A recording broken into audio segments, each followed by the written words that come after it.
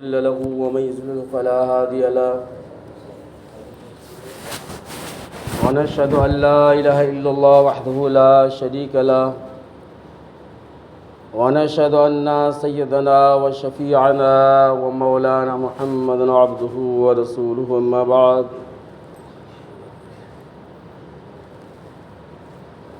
قال النبي صلى الله تعالى عليه وسلم أنا مدينة العلم وعلي بابها كما قال رسول الله صلی اللہ علیہ وسلم۔ برادران محترم، بزرگوں اور بھائیوں،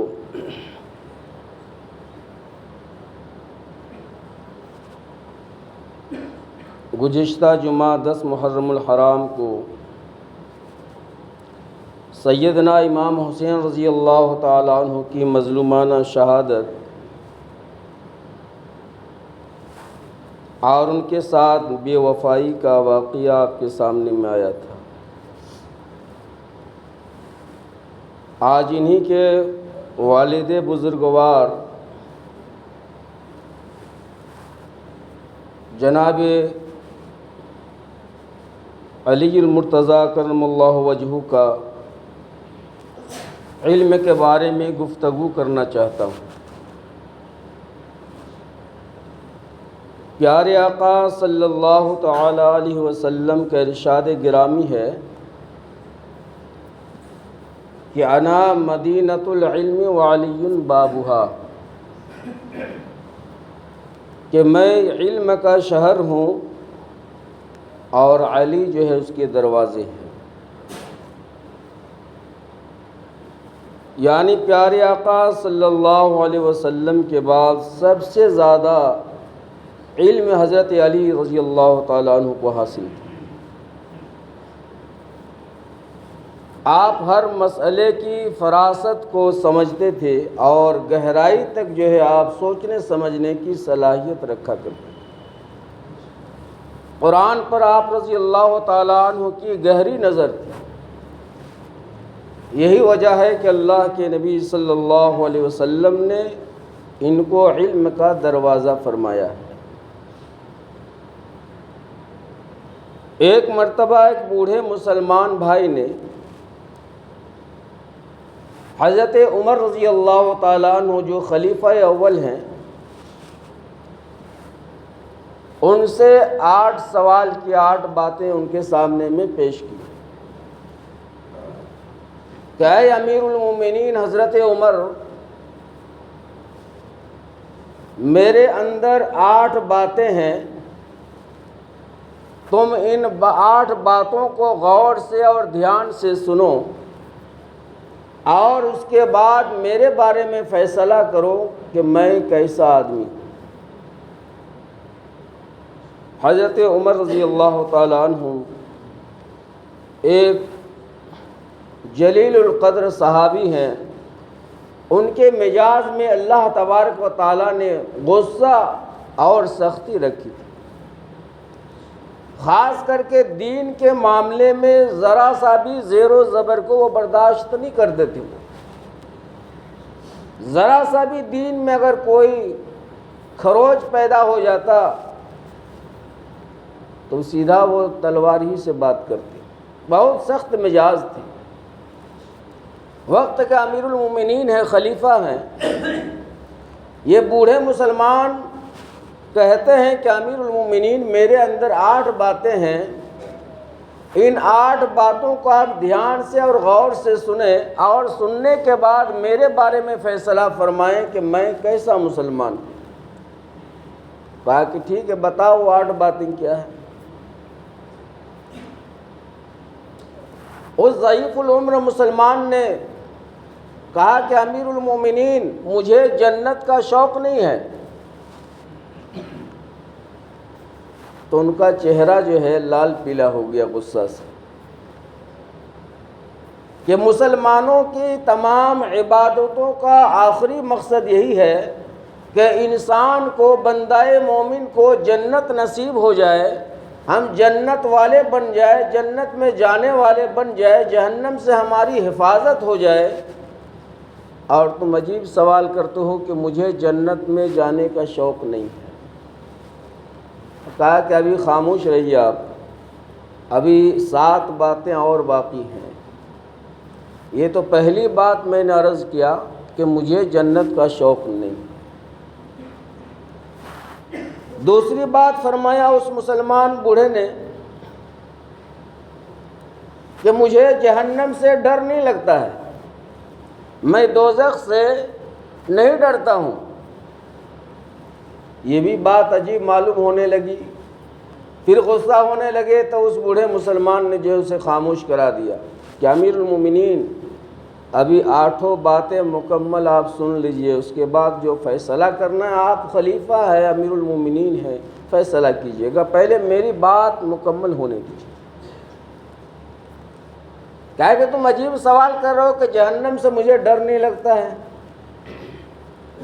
جہنم سے بچنے کے لیے انسان جو ہے ایمان پر قائم رہتا ہے، وہ نمازیں پڑھتا ہے، زکوٰۃ ادا کرتا ہے، حج کرتا ہے، اللہ کے احکامات کو جو ہے وہ تسلیم کرتا ہے، اس پر عمل کرتا ہے، اور تم کہتے ہو کہ جہنم سے میں نہیں ڈرتا ہوں۔ یہ تو عجیب سوال ہے۔ تیسری بات میرے اندر یہ ہے کہ میں مردہ کھاتا ہوں، اور غصہ سے بھڑک گئے کہ قرآن نے ارشاد فرمایا انما حرم علیکم المیتہ، اللہ نے مردہ کو مسلمانوں پر حرام کر دیا ہے، اور تم کہتے ہو کہ میں مردہ کہتا ہوں، یہ کیسے ہو سکتا ہے؟ کہا کہ ابھی آپ چپ چاپ سنتے چلے جائیں، ابھی میری بات مکمل نہیں ہوئی، 8 باتیں مجھے بتانی ہیں۔ یہ تو 3 باتیں میں نے ابھی عرض کیا ہے۔ چوتھی بات میرے اندر یہ ہے کہ میں بغیر دیکھے جو ہے گواہی دے دیتا ہوں، کسی چیز کو دیکھتا نہیں ہوں اور میں گواہی دے دیتا ہوں۔ کہ یہ کیسے ہو سکتا ہے؟ جب تک تم وہاں موجود نہیں رہو گے، جب تک آنکھوں سے نہیں دیکھو گے، تو تم اس کے متعلق گواہی کیسے دے سکتے ہو؟ کہا کہ ہاں میں گواہی دے دیتا ہوں۔ ابھی خاموشی سے آپ سنتے جائیں، یہ 4 باتیں ابھی ہوئی ہیں، ابھی 4 باتیں میری باقی ہیں، اس کو مکمل سن لیجئے، اس کے بعد آپ کو فیصلہ کرنا ہے۔ 5ویں بات یہ ہے کہ فتنہ مجھے اچھا لگتا ہے۔ پھر غصہ ہو گئے کہ فتنہ کیسے تمہیں اچھا لگتا ہے؟ فتنہ ایک بری چیز ہے۔ کہا کہ ابھی آپ خاموش رہیے، یہ 5 باتیں ہوئی ہیں۔ 6ٹھی بات میرے اندر یہ ہے کہ میں حق سے بھاگتا ہوں، حق سے جو ہے میں فرار اختیار کرتا ہوں، بھاگتا ہوں۔ اور 7ویں بات یہ ہے کہ اللہ کی رحمت جب آتی ہے تو میں بھاگ جاتا ہوں۔ اور 8ویں بات یہ ہے کہ یہود بھی حق پر ہے اور نصارہ بھی جو ہے حق پر ہے۔ عمر رضی اللہ تعالیٰ عنہ بہت برافروختہ ہو گئے، غصہ ہو گئے کہ تمہاری یہ 8 باتیں جو ہے میرے مزاج کے خلاف ہے، یہ کیسے ہو سکتا ہے کہ جہنم کا ایک مومن بندہ کو شوق نہ ہو؟ یہ کیسا ہو سکتا ہے کہ ایک ایمان والا بندہ جہنم سے نہ ڈرے؟ یہ کیسا ہو سکتا ہے کہ بغیر دیکھے تم کسی کے بارے میں گواہی دو؟ اور یہ کیسے ممکن ہے کہ تم مردہ کھاؤ جب کہ تم ایمان والے ہو، اللہ اور اللہ کے رسول پر ایمان رکھتے ہو؟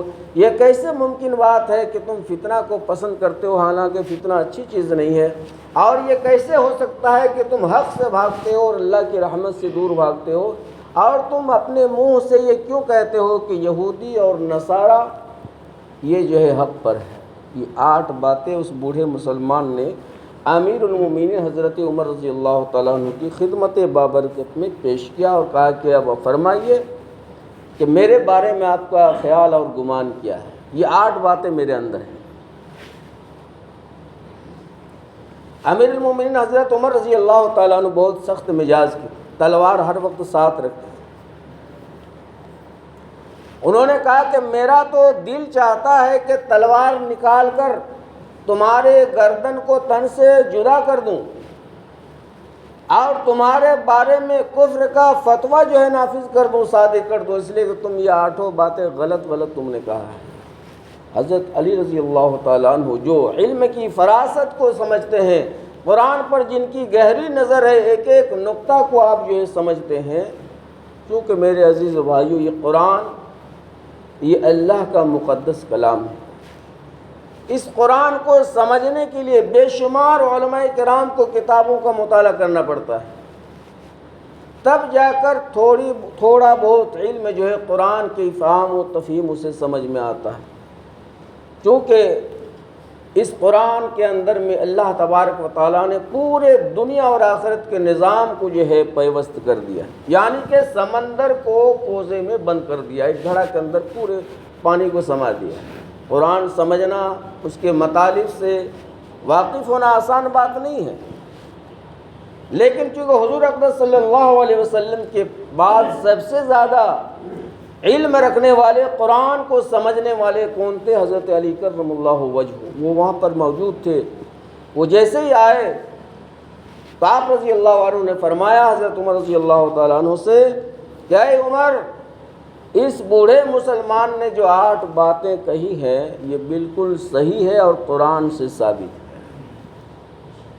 اور یہ 8 باتیں ہم سب کے اندر بھی ہونا چاہیے۔ اور تعجب اور حیرانی میں پڑ گئے حضرت عمر کہ ان 8 باتوں کی تائید حضرت علی رضی اللہ تعالیٰ عنہ جو داماد رسول ہیں وہ بھی فرما رہے ہیں، وہ بھی کہہ رہے ہیں کہ 8 باتیں صحیح ہیں، مجھے تو صحیح نہیں معلوم ہو رہا ہے۔ اس بوڑھے مسلمان نے کہا کہ جنت کا شوق نہیں ہے، کہا کہ ٹھیک کہا ہے۔ کہا کہ وہ کیسے؟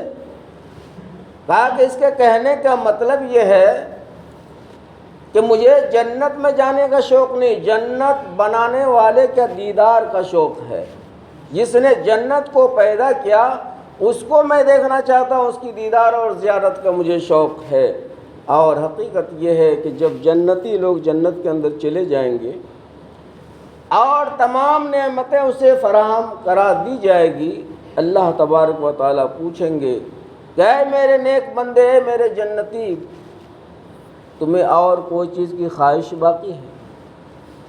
تو جنتی لوگ جنت کے اندر سے عرض کریں گے کہ اے میرے پروردگار، اے میرے خالق و مالک، آپ نے تو ہمیں بہت کچھ نعمتیں مہیا کر دیا ہے جو ہمارے وہم و گمان میں بھی نہیں تھا۔ ہم نے تو سوچا تھا کہ دنیا کی طرح تھوڑا سا آرام و راحت مل جائے گا، جس طرح دنیا میں ہم آرام و راحت کے اسباب اختیار کرتے ہیں، لیکن یہاں تو ہر چیز آٹومیٹک ہے۔ دنیا میں کھانا کھانے کے لیے کتنا پاپڑ بیلنے پڑتا تھا تب وہ لقمہ ہمارے حلق تک پہنچتا، مگر یہاں تو صرف دل میں خواہش کرتے ہیں تو وہ سامان منہ کے سامنے آ جاتا ہے۔ طرح طرح کے عیش و عشرت کا سامان آپ نے جنت کے اندر میں مہیا کر دیا، اور ہمیں کیا چاہیے؟ وہ بھول جائے گا، وہ مست ہو جائے گا کہ بہت کچھ آپ نے مجھے دے دیا ہے۔ اللہ تعالیٰ فرمائیں گے کہ اب تک تم بغیر دیکھے مجھے رب اور خالق مانا، کیا تم مجھے دیکھنا نہیں چاہو گے؟ کیا تم میری زیارت اور دیدار کرنا نہیں چاہو گے؟ تب جنتی لوگ بیک زباں ہو کر کہیں گے کہ اے پروردگار، بے شک میں آپ کی زیارت اور آپ کا دیدار کرنا چاہتا ہوں، اللہ کا دیدار ہو۔ تو اس بوڑھے مسلمان نے صحیح کہا کہ مجھے جنت کا شوق نہیں، جنت کے پیدا کرنے والے بنانے والے کی زیارت کا شوق ہے۔ اور قرآن میں اس کی دلیل ہے وجوہ یومئذ ناظرۃ الی ربھا ناظرہ۔ اس نے صحیح کہا ہے، کہا کہ علی، اس نے جو ہے کہا مجھے جہنم سے ڈر نہیں لگتا، کہا کہ صحیح بات کہا ہے۔ اس کا کہنے کا مطلب کہ میں اللہ سے ڈرتا ہوں، اور جو بندہ اللہ سے ڈرے گا اسے جہنم سے ڈرنے کی کیا بات ہے؟ وہ کوئی غلط کام دنیا میں کرے گا ہی نہیں، گناہ اس کے پاس ہوگا ہی نہیں، نامہ اعمال میں کوئی داغ ہی نہیں ہوگا، تو پھر جہنم سے ڈرنے کی کیا بات ہے؟ کہا تیسری بات یہ کہتا کہ میں مردہ کھاتا ہوں، کہا کہاں تم بھی کھاتے ہو؟ کہا میں کھاتا ہوں، کہا کہ میں بھی کھاتا ہوں، سارے لوگ کھاتے ہیں۔ کیا وہ کیسے؟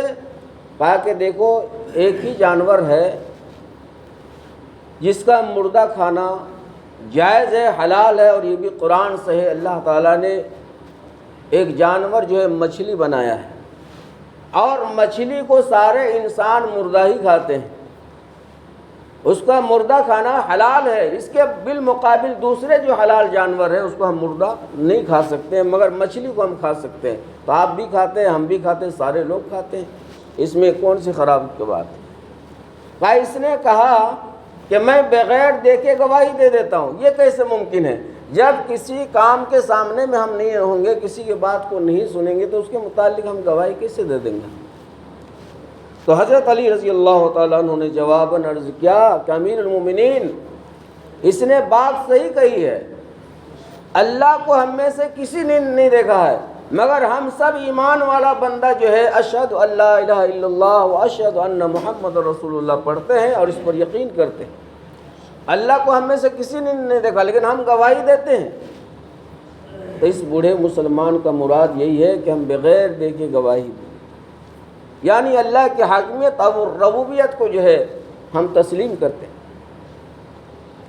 اور پانچویں بات اس نے جو کہا کہ فتنہ مجھے اچھا لگتا ہے، تو فتنہ جو ہے قرآن نے اولاد اور مال کو فتنہ کہا ہے۔ فتنہ سے مراد یہ لڑائی جھگڑا نہیں ہے، اولاد اور مال کو قرآن نے فتنہ کہا ہے۔ اور ظاہر سی بات ہے کہ مال ہر انسان کو پیارا ہے، مال کے پیچھے آج مارا مارا پھرتا ہے، اولاد بھی جو ہے پیارا ہے انسان کو۔ تو اس مسلمان نے جو ہے صحیح کہا ہے کہ فتنہ مجھے پسند ہے۔ اور چھٹی بات جو انہوں نے کہا کہ میں حق سے بھاگتا ہوں، تو اے امیر المومنین، حق سے مراد حق قرآن نے جو ہے موت کو کہا ہے، اور موت کی تلخی ایک ایسی ناگوار چیز ہے کہ جس سے ہر جاندار، صرف انسان نہیں، کیڑا مکوڑا سانپ بچھو، ہر مخلوق جو ہے موت سے پناہ مانگتی، موت سے بھاگتا، کوئی مرنا نہیں چاہتا ہے۔ تو اس نے صحیح کہا ہے۔ اور ساتویں بات جو انہوں نے کہا ہے کہ میں اللہ کی رحمت سے بھاگتا ہوں، تو یہاں رحمت سے مراد ہے بارش۔ ظاہر سی بات ہے جب بارش ہوتی ہے تو کون ایسا انسان بے وقوف ہوگا جو بالکل کھڑا رہے گا، بھاگے گا نہیں، وہ جلدی جلدی دوڑے گا، بھاگے گا کہیں دکان کے آڑ میں یا کہیں مکان کے آڑ میں، یا کوئی چھتری لے کر کے جو ہے پانی سے بچنے کی کوشش کرتا ہے، بارش سے بچتا ہے۔ تو یہاں رحمت سے مراد جو ہے، اس کا کہنے کا مطلب بارش ہے، میں بارش سے بھاگتا ہوں۔ تو بات ان کی صحیح ہے۔ اور آٹھویں بات جو انہوں نے کہا کہ یہودی جو کہتے ہیں کہ ہم حق پر ہیں، تو یہ بھی صحیح ہے، اور نصارہ جو کہتے ہیں کہ ہم حق پر ہیں، یہ بھی صحیح ہے۔ تو اے علی، یہ کیسے ہو سکتا ہے جبکہ دونوں شریعت منسوخ ہو چکا ہے، دونوں کی شریعت نہیں چلتی ہے، اور یہ کہتا ہے کہ یہودی بھی حق پر ہے اور نصارہ بھی حق پر ہے؟ تو حضرت علی کرم اللہ عنہ نے غور فکر کیا اور کہا کہ ان دونوں نے جو ہے صحیح کہا ہے، انہوں نے، اس مسلمان بزرگوں نے صحیح کہا ہے کہ یہودی کہتے ہیں کہ نصارہ حق پر نہیں ہے، اور نصارہ کیا کہتے ہیں کہ یہودی حق پر نہیں ہے۔ بے شک دونوں حق پر نہیں ہے، حق پر ہمارے محمد صلی اللہ علیہ وسلم ہے۔ تو ان کا جو ہے سوال، ان کی بات بالکل بجا ہے، درست ہے۔ تو میرے عزیز و بھائیوں، اسی وجہ سے اللہ تبارک و تعالیٰ نے، اللہ کے رسول صلی اللہ علیہ وسلم نے ارشاد فرمایا کہ انا مدینۃ العلم وعلی بابھا، کہ میں علم کا شہر ہوں اور علی جو ہے یہ اس کا دروازہ ہے۔ تو آخرت کا جو سفر ہم اور آپ کر رہے ہیں، یعنی نماز پڑھ رہے ہیں، انفاق فی سبیل اللہ کر رہے ہیں، یعنی اللہ کے راستے میں خرچ کر رہے ہیں، سال میں روزہ رکھ رہے ہیں، اللہ نے وسعت اور مال دے رکھا ہے تو حج کر رہے ہیں، ان تمام چیزوں کے لیے دینی علوم کا ہونا انتہائی ضروری ہے۔ اس لیے کہ علم کے ساتھ تھوڑی سی عبادت بھی وہ بہت کام آ جاتی ہے، اور بغیر علم کے جو ہے اگر ساری رات ہم عبادت کریں اور ہمارے ساتھ میں علم نہیں ہے تو اس میں بھول چوک اور غلطی ہو جانے کی وجہ سے وہ عبادت مردود ہو سکتی ہے بارگاہ یزدی میں۔ اس لیے میرے عزیز اور بھائیوں، علم دین کا حاصل کرنا اللہ کے رسول صلی اللہ علیہ وسلم نے ارشاد فرمایا کہ فرض ہے۔ طلب العلم فریضۃ علی کل مسلم و مسلمہ، علم دین کا حاصل کرنا ہر مسلمان مرد اور عورت پر فرض ہے، کہ اتنا علم حاصل کرنا فرض ہے کہ جس سے ہماری نماز کے فرائض درست ہو جائے، نماز ہماری صحیح ہو جائے، اتنا علم کا حاصل کرنا ہر بندہ مومن پر فرض ہے جس سے نماز پڑھنا فرض ہے۔ اگر اتنا علم، اتنی جانکاری ہم نہیں لیں گے تو پھر ہم گناہ میں مبتلا ہو جائیں گے، گنہگار ہو جائیں گے۔ اتنا علم حاصل کرنا کہ ہماری نماز بالکل جو ہے درست ہو، جیسے نماز کی فرائض کا علم، نماز کے اندر واجبات کتنی ہیں اس کی جانکاری، نماز کے اندر سنتیں کتنی ہیں اس کا جو ہے علم ہونا، یہ سب چیز ضروری ہے۔ اسی طریقے سے جب رمضان کا مہینہ آئے تو روزے کے مسائل سے واقف ہونا یہ ضروری ہے، ورنہ جو ہے نیکی برباد اور گناہ لازم کے ہم مصداق ہو جائیں گے۔ روزہ ہم رکھ رہے ہیں، صبح سے شام تک ہم بھوکے پیاسے ہیں، لیکن ہمیں معلوم ہی نہیں کہ روزہ کس چیز کا نام ہے، روزہ میں کیا کیا چیزیں ممنوعات ہیں، منع ہے، اور کیا چیزیں روزے میں کرنا چاہیے۔ تو اتنا علم حاصل کرنا کہ جس سے ہمارا روزہ 30 دن کا روزہ جو ہے بالکل صحیح ہو جائے، بارگاہ یزدی میں قبول و مقبول و منظور ہو جائے، اتنا علم حاصل کرنا ہر مرد عورت مسلمان پر جو ہے فرض ہے۔ اسی طریقے سے اللہ تبارک و تعالیٰ نے اگر ہم میں سے کسی کو اگر مال و دولت سے نوازا ہے، جو اللہ کی ایک بہت بڑی نعمت ہے، صاحب نصاب بنایا ہے، مال کا آ جانا یہ کوئی خراب کی بات نہیں ہے، لیکن اس کا استعمال شریعت کے دائرے میں رہ کر ہم کریں۔ تو اگر ہم مالدار ہیں، ہم صاحب نصاب ہیں، زکوٰۃ ہمارے اوپر اللہ کی طرف سے فرض ہے، تو زکوٰۃ کے ضروری مسائل سے واقف ہونا یہ بھی فرض عین ہے۔ اسی طریقے پر جو ہے اللہ نے کچھ زیادہ مال و دولت دیا ہے، ہمارے اوپر حج فرض ہو گیا ہے۔ بہت سارے حضرات ہم میں سے ایسے ہیں جن پر فرض جو ہے لاگو ہو چکا ہے، فرض جو ہے واجب ہو چکا ہے، مگر ہم لوگ کے مزاج اس طرح ہو چکا ہے، سماج میں اس طرح ایک ماحول بن چکا ہے کہ ہم کو حج اسی وقت کرنا ہے جب ہماری عمر جو ہے ڈھل جائے، ہم بوڑھے ہو جائیں۔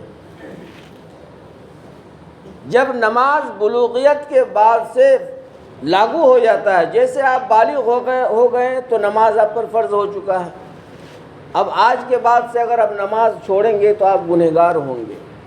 تو اسی طریقے پر میرے بزرگ اور بھائیوں، جیسے ہی آپ مالدار بن گئے، اتنی وسعت اور طاقت آپ کے پاس آ گئی کہ آپ یہاں سے لے کر مکہ مدینہ اور مکہ مدینہ سے لے کر اپنے گھروں تک باسہولت اس کے اخراجات کو جو ہے کھانے پینے کے ساتھ برداشت کر سکے، اتنی مالیت اگر آپ کے پاس ہے تو آج ہی آپ پر جو ہے حج فرض ہو چکا ہے۔ اب اس کو تاخیر کرنا، ملتوی کرنا، درگزر کرنا، عمر کا جو ہے انتظار کرنا، یہ غلط بات ہے، یہ اچھی بات نہیں۔ پہلی فرصت میں جو ہے ہمیں اس فرض کو ادا کر کے اپنے آپ کو بری کر دینا ہے۔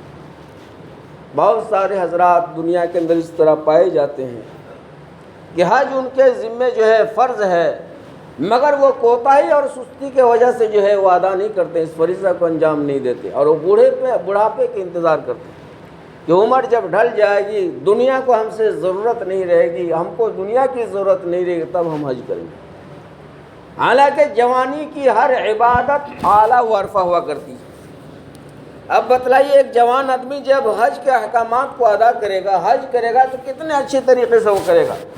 صفا مروہ کا سعی کرے گا، جو دوڑ لگاتا ہے 7 مرتبہ، اور پتھر کنکریاں مارنا، اس کو بھی مارنے میں وہ ماہر اور کامل ہوگا۔